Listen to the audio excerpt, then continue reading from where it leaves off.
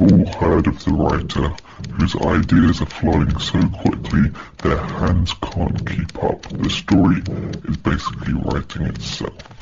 Or the film director who has a conversation with an actor between takes and something just clicks and it brings out the most incredible performance that electrifies the whole set.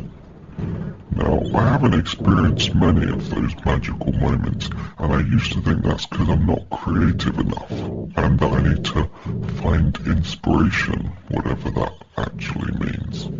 But then I thought about it a bit more and realised that all of these moments of creative magic seem to have one thing in common.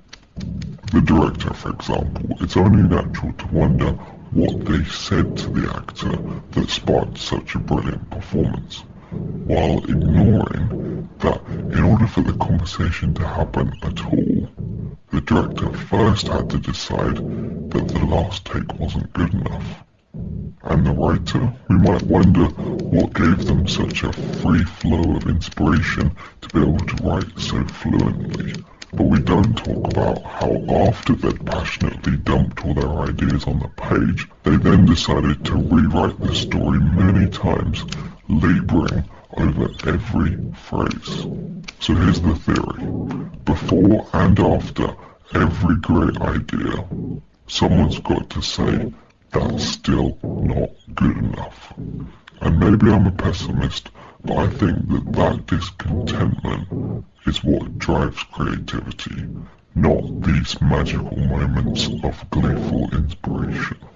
What we're essentially dealing with is modified perfectionism, i.e. the refusal to accept almost anything short of near perfection. And that's not an easy way to live.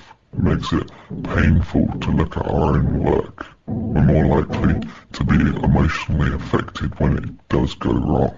We can get stuck rejecting all our ideas before giving them a real chance.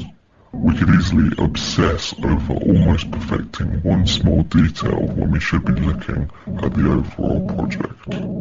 Because we see those flaws so clearly, it makes it hard to put our work out there. Hard to stick to deadlines, hard to keep a work-life balance. We may never truly accept compliments about our work because we're too busy agreeing with our critics. And so wouldn't it actually be nicer to avoid all that and just be content with our current work and abilities? We could choose the jobs that we know we can handle, never going for one we feel underprepared or underqualified for. We could do the bare minimum of work rather than spending our own time and money going the extra mile for the project.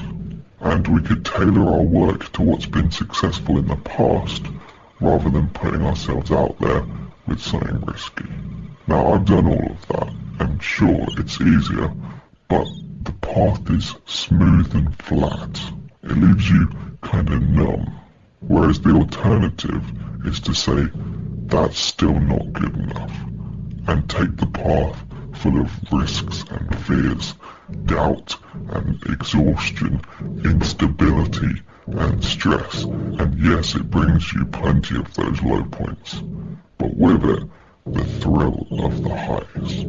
It's like we know that the stories we're writing need conflict, so why are we so scared of it in our actual lives?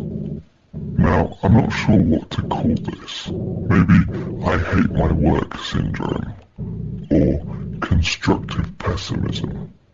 Yeah, that's better, where we're quick to find the flaws, but then we make use of them. Here's a real-world example. This room is a mess. It has been for a while, and it will continue to be. Now, I could tell myself that's because I'm not good at cleaning, or that I don't have time. But that's not really true. The reason I won't clear up is because